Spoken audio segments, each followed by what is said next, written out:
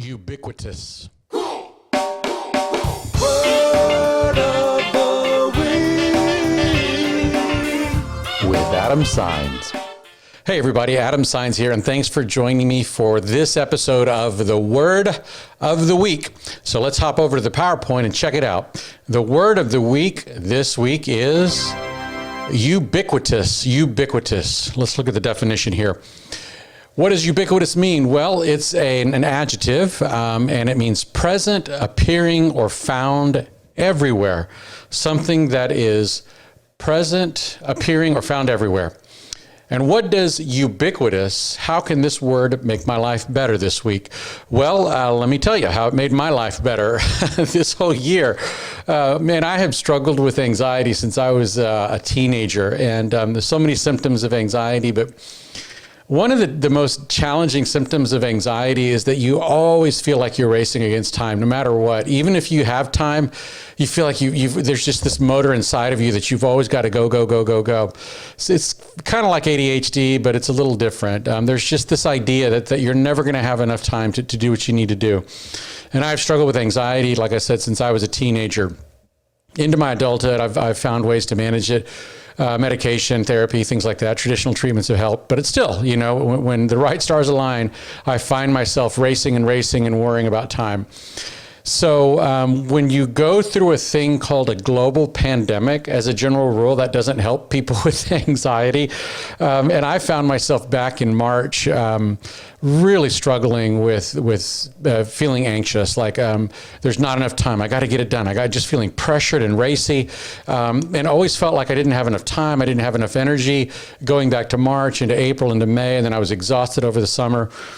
So finally, I became aware of what I was doing in my anxiety, namely that I was focusing on there's not going to be enough. There's not going to be enough. You're not going to have enough time. You're not going to have enough energy. You're not going to have enough resources.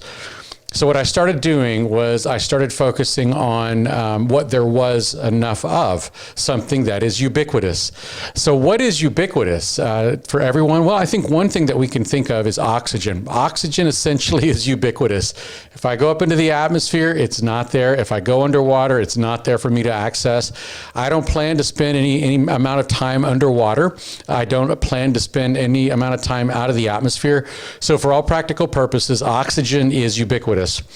So what's the relationship between oxygen being ubiquitous and my struggle with anxiety? Well, whenever I find myself in that position where I am, my thoughts are racing and I'm just worried, I'm not going to have enough time, I'm not going to have enough energy, I'm not going to have enough motivation, there's not enough.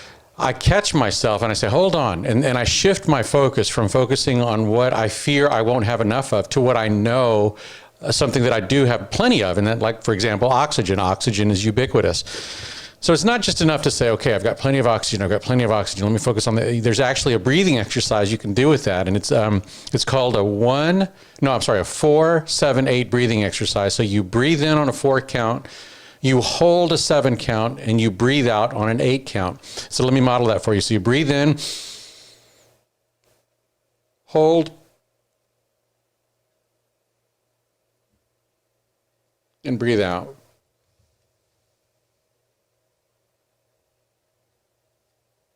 Just like that. So you breathe in for 4, you hold for 7, and you breathe out for 8. And what I like to do is I imagine I'm breathing in oxygen, which is abundant, ubiquitous. I'm breathing in abundance, holding abundance for 7, breathing out stress and worry.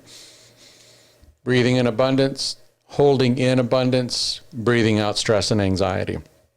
So it's just something that again, a tool that I've learned to help myself cope with anxiety, particularly in a time of pandemic. So we want to shift from focusing on what we're afraid we won't have enough of to shifting our focus on something that is ubiquitous, something that's everywhere for everybody, and you're never going to be, for all practical purposes, you're never going to be at a lack for that. So I want to send a shout out to Mr. Luis V. of the Rio Grande Valley.